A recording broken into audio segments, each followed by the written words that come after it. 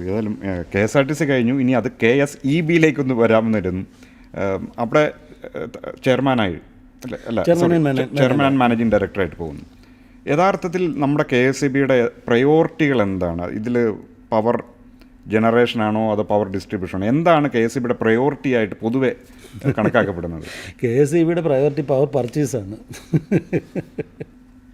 വാങ്ങിച്ചുകൊണ്ടേ നോക്കുക. ജനറേഷൻ എന്ന് പറയുന്നൊരു സാധനം ഇടുക്കി കക്കയം പോലുള്ളതൊക്കെ ആണെങ്കിൽ 5 കൊല്ലം 7 കൊല്ലം കൊണ്ട് തീർത്തതാണ്. ഇപ്പം ഞാൻ വരുമ്പം എനിക്ക് വലിയ ബഹുമാനമുള്ളൊരു മന്ത്രിയാണ് കൃഷ്ണൻകുട്ടി. അദ്ദേഹം എൻ്റെ അടുത്ത് പറഞ്ഞു, എൻ്റെ ചെയർമാനെ ഒന്നും ചെയ്തില്ലെങ്കിലും Thottiyar project 40 megawatt, Pallivasal extension 60 megawatt, രണ്ടും കൂടെ ചേർത്ത് 100 മെഗാവാട്ട് കേരളത്തിന് കിട്ടുന്നതാണ്. ഹൈഡൽ പ്രോജക്ട്സാണ്. ഇത് 2007-ലും 2009-ലും തുടങ്ങിയതാണ്. ഇവർ എല്ലാ കൊല്ലവും പറഞ്ഞ് ഞങ്ങളിപ്പോൾ ഈ കൊല്ലം ഉദ്ഘാടനം ചെയ്യും. അതുകൊണ്ട് വേറെ ഒന്നും നിങ്ങൾ ചെയ്തില്ലെങ്കിലും നിങ്ങളിതൊന്ന് കമ്മീഷൻ ചെയ്യണമെന്ന് പറഞ്ഞു. ഞാൻ ചാർജ് എടുക്കുന്ന 2024 മെയ് 29-ന്, ഒക്ടോബർ 17-ാം തീയതി തൊട്ടിയാർ കമ്മീഷൻ ചെയ്തു. ജനുവരി 26-ഓ 27-നോ പള്ളിവാസലും കമ്മീഷൻ ചെയ്തു. അവിടെ ഒരു ലീഡർഷിപ്പ് ക്രൈസിസ് ഉണ്ട്. ഗവൺമെൻറ് തന്നെ വലുതായിട്ട് it's A very fully autonomous and very professional. ഞാൻ കണ്ടിട്ടുള്ളതിൽ ഏറ്റവും, ഞാൻ വർക്ക് ചെയ്തിട്ടുള്ളത് കേരള ഗവൺമെൻറ് സ്ഥാപനങ്ങളിൽ ഏറ്റവും പ്രൊഫഷണലായിട്ടുള്ളൊരു സ്ഥാപനമാണ്. പക്ഷേ അവർക്ക് ഒരു ലീഡർഷിപ്പ് ഇല്ല എന്നുള്ളതാണ് അതിൻ്റെ ഏറ്റവും വലിയൊരു പ്രശ്നം. പുതുതായിട്ട് ജനറേഷൻ ഉണ്ടായിക്കഴിഞ്ഞാലോ അല്ലെങ്കിൽ ബാറ്ററി സ്റ്റോറേജ് വന്നാലോ പമ്പ് സ്റ്റോറേജ് വന്നാലോ പർച്ചേസ് ചെയ്യാൻ പറ്റത്തില്ല. പർച്ചേസ് കൊണ്ട് ജീവിക്കുന്ന ഒരു വിഭാഗം ആൾക്കാരുണ്ടെന്നുള്ളൊരു സത്യം നമ്മൾ അംഗീകരിച്ചേ പറ്റത്തുള്ളൂ. 8,000 കോടി കിടന്ന പർച്ചേസ് അത് ഞാൻ വരുമ്പോൾ 12,981 crores ആയിരുന്നു. ഹരിയാനയും പഞ്ചാബും UP-യുമായിട്ട് സ്വാപ്പ് അറേഞ്ച്മെൻറ്റും ഒക്കെ ഉണ്ടാക്കി. ഇപ്പോൾ ഈ അടുത്ത കാലത്താണെന്നുണ്ടെങ്കിൽ അതുകൊണ്ടാണ് ഇവിടെ പവർ കട്ട് ഉണ്ടാകുന്നതെന്ന് പറഞ്ഞു. അതല്ല, അത് ശരിയല്ല. ജനറേഷൻ കപ്പാസിറ്റി കൂട്ടണം, ബാറ്ററി സ്റ്റോറേജ് കപ്പാസിറ്റി കൂട്ടണം, ഇങ്ങനെ ഒത്തിരി കാര്യങ്ങൾ ചെയ്യാനുണ്ട്. ട്രാൻസ്മിഷൻ കപ്പാസിറ്റി കൂട്ടണം, ഇതെല്ലാം ചെയ്യേണ്ട കാര്യമുണ്ട്. അങ്ങനെ സ്വാപ്പ് അറേഞ്ച്മെൻറ്റൊക്കെ ചെയ്തുകൊണ്ട് 12,879 ആയിട്ടോ മറ്റാണെന്നുണ്ടെങ്കിൽ കുറഞ്ഞ് 981 എന്നുള്ളത് 879 ആയിട്ടോ. അതായത് ഈ കേരളത്തിലെ ഉൽപ്പാദനം വർദ്ധിപ്പിക്കുന്നതിൽ ശ്രദ്ധ പതിക്കാതെ പകരം എവിടെ നിന്നെങ്കിലും നമുക്ക് പൈസ കൊടുത്ത് വാങ്ങിക്കാം, അല്ലേ, കറണ്ട് വാങ്ങിക്കാം എന്നൊരു പദ്ധതിയാണ് മൊത്തത്തിലുള്ളത്. പലതും പ്രൈവറ്റ് കമ്പനികളാണ്, അത് മനസ്സിലാക്കണം. ഈ സാറിൻ്റെ അതിന് ഇടയ്ക്ക് വെച്ച് പംപ്ഡ് സ്റ്റോറേജ് സിസ്റ്റം എന്ന് പറഞ്ഞു. നിലവിൽ അങ്ങനെ പംപ്ഡ് സ്റ്റോറേജ്, എന്താണ് പംപ്ഡ് സ്റ്റോറേജ് സിസ്റ്റം? അഥവാ കേരളത്തിൽ അങ്ങനെ ഉണ്ടോ? കേരളത്തിൽ ചെയ്യേണ്ട പ്രയോറിറ്റി എന്ന് പറഞ്ഞാൽ ആദ്യത്തേത് ബാറ്ററി സ്റ്റോറേജ് സിസ്റ്റമാണ്. ബാറ്ററി സ്റ്റോറേജ് എന്ന് പറയുന്നുണ്ട്, ആളുകൾക്ക് മനസ്സിലാക്കാൻ വേണ്ടി ഞാൻ പറയുകയാണ്. നമ്മുടെ വീട്ടിലെ ഇൻവേർട്ടർ, നമ്മുടെ കറണ്ടുണ്ട്, ആ കറണ്ട് നമ്മൾ സ്റ്റോർ ചെയ്ത് വെക്കുന്നു. നമുക്ക് ആവശ്യമുള്ള കറണ്ട് ഇല്ലാത്തപ്പോൾ നമ്മൾ ഉപയോഗിക്കുന്നു. ഇപ്പം ഇന്ത്യയിൽ മാത്രമല്ല ലോകത്തെമ്പാടും, ഞാൻ ആ രാജസ്ഥാനിൽ ഇലക്ഷൻ ഡ്യൂട്ടിക്ക് പോയപ്പോൾ ഞാനൊരു സോളാർ പാടം കണ്ടു. എനിക്കറിയത്തില്ല, ജീപ്പിനകത്ത് ഒരു 2 കിലോമീറ്ററെങ്കിലും പോകണം അത് മൊത്തം കണ്ടു തീരണമെങ്കിൽ. അത്രയ്ക്ക് വിശാലമായിട്ട് ആ താർമർ ഭൂമിയുടെ അവിടെ കിടക്കുകയാണ്.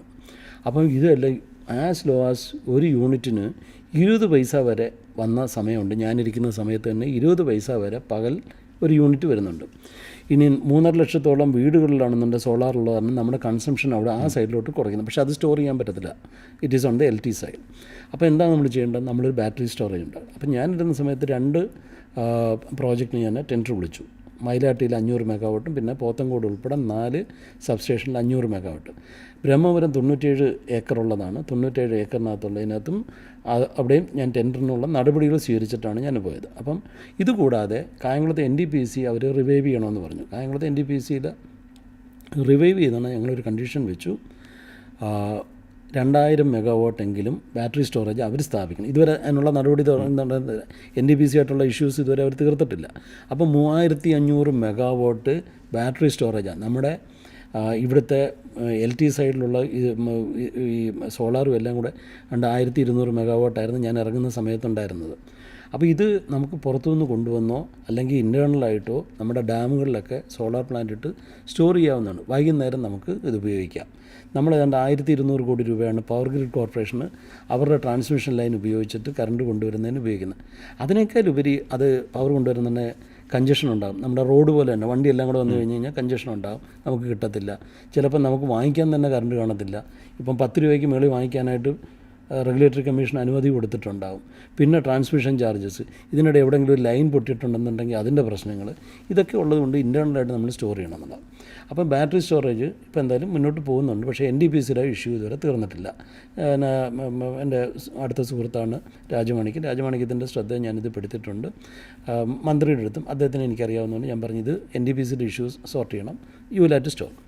നെക്സ്റ്റ് എന്ന് പറയുന്നത് പംപ്ഡ് സ്റ്റോറേജാണ്. പംപ്ഡ് സ്റ്റോറേജ് എന്ന് പറഞ്ഞാൽ വളരെ സിമ്പിളാണ്. കേരളത്തിൽ ഒറ്റ പംപ്ഡ് സ്റ്റോറേജ് 2017 വാപ്കോസ് എന്ന് പറഞ്ഞ കേന്ദ്ര ഗവൺമെൻറ് കമ്പനിയെ, ഞാൻ അഗ്രികൾച്ചർ ഡയറക്ടറായിരിക്കും തന്നെ, അവരിവിടെ വന്നിട്ടുണ്ട്. അപ്പോൾ അവരുടെ അടുത്ത് ഞങ്ങൾ വട്ടവടയിലേക്ക് ഒരു special economic zone, agro economic zone തുടങ്ങാൻ വേണ്ടി വെള്ളം വേണം, അതിന് വേണ്ടിയാണ് കൊണ്ടുവന്നത്. അപ്പോൾ അവർ പറഞ്ഞു ഞങ്ങൾക്ക് വളരെ എക്സ്പെർട്ടൈസ് ഉള്ള ഒരു ഏരിയയാണ് പംപ്ഡ് സ്റ്റോറേജ്. ഇപ്പോൾ അടുത്ത കാലത്ത് ഒരു കക്കയത്തോ മറ്റോ ആണെന്നുണ്ട് 1000 മെഗാവാട്ട് പംപ്ഡ് സ്റ്റോറേജ് എന്ന് പറയും. പംപ്ഡ് സ്റ്റോറേജ് എന്താണെന്ന് വെച്ചാൽ, സാധാരണഗതിയിൽ ഒരു പ്ലാൻ ചെയ്തുണ്ടാക്കുന്ന ഒരു ഡാമിലാണ് വെള്ളം താഴോട്ട് ഇറങ്ങുമ്പോൾ ടർബൈൻ കറങ്ങും. തിരിച്ച് ആ ടർബൈനിൽ തന്നെ കറണ്ട് കൊടുക്കുമ്പോൾ അത് തിരിച്ച് പമ്പായിട്ട് വരും. ടർബൈൻ കം പമ്പാണ് പംപ്ഡ് സ്റ്റോറേജിൽ സാധാരണഗതിയിൽ. വൈദ്യുതി ഉൽപ്പാദിപ്പിക്കുന്നുണ്ട്, എന്നാൽ വൈദ്യുതി കൊടുത്താൽ വേണമെങ്കിൽ അത് മോട്ടറായിട്ടും പ്രവർത്തിക്കും. അതായത് പകൽ സമയത്ത് നമുക്ക് വൈദ്യുതി 2 രൂപയ്ക്ക് കിട്ടുമെന്ന് വെച്ചു, 2 രൂപ അല്ലെ 2.5 രൂപയ്ക്ക് കിട്ടും. രാത്രി നമ്മൾ 10 രൂപയ്ക്കാണ് നമ്മൾ വാങ്ങിക്കുന്നത്. അപ്പോൾ എന്ത് ചെയ്യും, നമ്മൾ 2 രൂപയുടെ വൈദ്യുതി ഉപയോഗിച്ച് ഇതിനെ പമ്പ് ചെയ്ത് തിരിച്ചകത്ത് കയറ്റും. രാത്രി പിന്നെയും തുറന്നു വിടും. അപ്പോൾ ഇതിൻ്റെ ഗുണം എന്താണെന്നറിയോ, താഴെയും കൂടെ ഒരു ഡാം കെട്ടിക്കഴിഞ്ഞാൽ കുറച്ച് വെള്ളം ഉപയോഗിച്ച് നമുക്ക് ഈ റീസൈക്കിൾ ചെയ്ത് ചെയ്യാം. അപ്പം നമ്മുടെ ഡാമുകളിലെല്ലാം ഇപ്പം ടർബൈൻ, അങ്ങനത്തെ ടർബൈനല്ല, ഇടുക്കിയൊക്കെ ആണെന്നുണ്ടെങ്കിൽ 50 കൊല്ലം ആകുന്നു. അതുകൊണ്ട് നമ്മൾ എന്താ ചെയ്യേണ്ടത്, വലിയ പമ്പുകൾ വെച്ചിട്ട് ഇതേപോലെ തന്നെ പമ്പ് ചെയ്ത് തിരിച്ച് കയറ്റണം. ചിലയിടത്തൊക്കെ നമ്മൾ ലിഫ്റ്റ് ഇറിഗേഷൻ എന്ന് പറയത്തില്ല, പമ്പ് ചെയ്ത് മേളിലോട്ട് കയറ്റുന്നതാണ്. അപ്പോൾ ഈ പംപ്ഡ് സ്റ്റോറേജ് നമ്മുടെ ഇപ്പം ഞാൻ അന്ന് കമ്മീഷൻ ചെയ്ത തൊട്ടിയാറും പള്ളിവാസലിലും ഒക്കെ പംപ്ഡ് സ്റ്റോറേജ് ചെയ്യേണ്ടതാണ്. അങ്ങനൊരു മാസീവായിട്ട് ഇത് ചെയ്തില്ലെങ്കിൽ നമുക്കൊരു ഹൈഡൽ പ്രോജക്റ്റ് എന്ന് പറഞ്ഞാൽ, ഞാൻ വൈൽഡ് ലൈഫ് ഫോട്ടോഗ്രാഫിയായിട്ട് ബന്ധപ്പെട്ട് വനത്തിൽ പോകുന്നതാണ്. ഇനി ഭയങ്കര വിഷമം തോന്നി, ഇതിൻ്റെ ക്യാച്ച്മെൻറ്റ് ഏരിയ ചെല്ലുന്ന ഉള്ള മരങ്ങളെല്ലാം പോകും. അപ്പം ഹൈഡൽ പ്രോജക്റ്റ് കൊണ്ടുവരണമെന്ന് എനിക്ക് വലിയ താല്പര്യമില്ല, എക്സെപ്റ്റ് അതിരപ്പള്ളിയിൽ അങ്ങനത്തെ ഡാമേജ് ഇല്ല, ഞാൻ പഠിച്ചിട്ടുള്ളതാണ്. പക്ഷേ ജനങ്ങൾ അതിനെ, ഇവിടുത്തെ റിസോർട്ട് മാഫിയും മറ്റും എതിർത്തുകൊണ്ടിരിക്കുകയാണ്. അതിനകത്ത് രാഷ്ട്രീയക്കാർ അവർ പറയുന്നത് കേട്ട് വലയിൽ വീണ് പോയിട്ടുണ്ട്. അതൊഴിച്ച് ബാക്കി ഉള്ളിടത്ത് ഒന്നും കൊണ്ടുവരണമെന്ന് എനിക്ക് യാതൊരു താല്പര്യമില്ല. പക്ഷേ ഇത് രണ്ടും മാത്രം ചെയ്യുകയും പിന്നെ മൂന്നാമത് ചീമേനയിൽ SBR ബ്രീഡർ റിയാക്ടർ അറ്റോമിക് കൊണ്ടുവന്നു കഴിഞ്ഞ് കഴിഞ്ഞാൽ നമുക്ക് പരിഹരിക്കാവുന്ന പ്രശ്നങ്ങളുള്ളൂ. Keralam should be surplus. And ഞാൻ ഈ പ്രാവശ്യത്തെ വരുമോ വരത്തില്ലോ എന്ന് അറിയത്തില്ലെങ്കിലും 10-30 പോയിൻറ്റ് ഞാൻ ധനകാര്യമന്ത്രി VD സതീശൻ അദ്ദേഹത്തിന് ഞാൻ നേരിട്ട് കണ്ട് കൊടുത്തു. ഞാൻ ഗവൺമെൻറ്റിലോട്ട് പോകാൻ യാതൊരു ഇൻട്രസ്റ്റും ഇല്ല, ഇനിയും പോകത്തില്ല. എന്നെ വിളിച്ചിട്ട് പോലും ഞാൻ പോകാൻ നിൽക്കാത്ത ഒരാളാണ് എനിക്ക്. എന്നാലും നമ്മുടെ നാടല്ലേ എന്ന് വിചാരിച്ചിട്ട് അതിനകത്ത് 2-3 പ്രപ്പോസൽസൊക്കെ വന്ന്, ഇൻവെസ്റ്റ്മെൻറ്റ് സെല്ല് വരുന്നു, സെൻട്രലൈസ്ഡ് ലാൻഡ് അക്വിസിഷനൊക്കെ വരുന്നുണ്ടെങ്കിലും അതിനകത്ത് ഞാൻ പറഞ്ഞ ഒരു പ്രധാനപ്പെട്ട കാര്യം അറ്റോമിക് എനർജി കൊണ്ടുവരണമെന്നുള്ളതാണ്.